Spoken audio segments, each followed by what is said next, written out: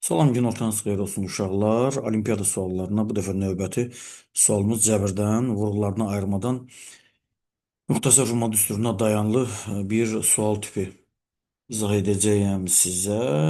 Növbəti bölümlərdə, növbəti irəliləyən zamanlarda çalışacağım ki, hər bölümdən fundamental Respublika fənn olimpiadalar səviyyəsində birinci, ikinci tur səviyyəsində əsasən sual nümunələri sizə izah edim. Ondan sonra yavaş-yavaş inşallah ilerleyen zamanlarda dünya olimpiyada səviyyələrində ki, onun öncəsində də olimpiada taktik və tekniklərini, çalışma yöntemlərini mən sizə metodlarını izah edəcəyim. Belə bir sadə bir sual var.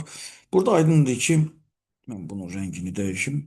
Burada aydındır ki, x üstü 5'i əvəzləmək lazımdır. Onun üçün mən x kvadratının yerinə 1 minus x yazıb əvəzləmə edib.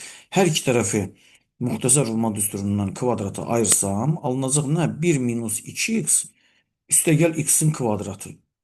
Bu şekilde alacaq. X üstü 5'e əvəzləməyə gələ bilmək üçün mən buradan əslində bu şekilde ayırmış olum. Bərabərdir. 1 minus 2x üstəgəlinsin x kvadratın yerinə təzədən 1 minus x yazsam olacaq 2 minus 3x.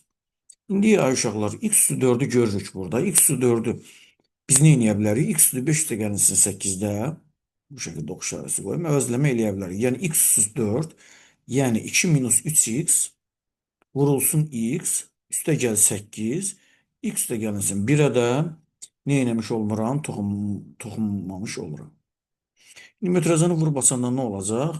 2x minus 3x kvadrat üste gel 8 beraberdir. Bölünsün x üste gel 1. Buradan da beraberdir. Yeniden beraberdir. X üste gel 1'i koyuram.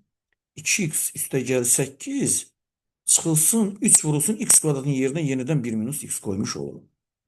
Aydındır ki elə bunu bu şekilde uzadıram mən. 2x üstə gəl 8 çıxılsın 3 üstə gəlinsin x olacaq. Bu da nə olacaqdır? X üstə gəlinsin 1 olacaqdır. Burada 3x var.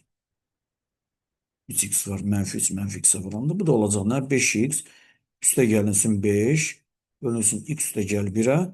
Yukarıdan da aydındır ki 5'i çölə çıxartdığımız zaman x üstə gəl 1 olur və cavab nə olur? X üstə gəl 1 gedəndən sonra 5 olacaqdır.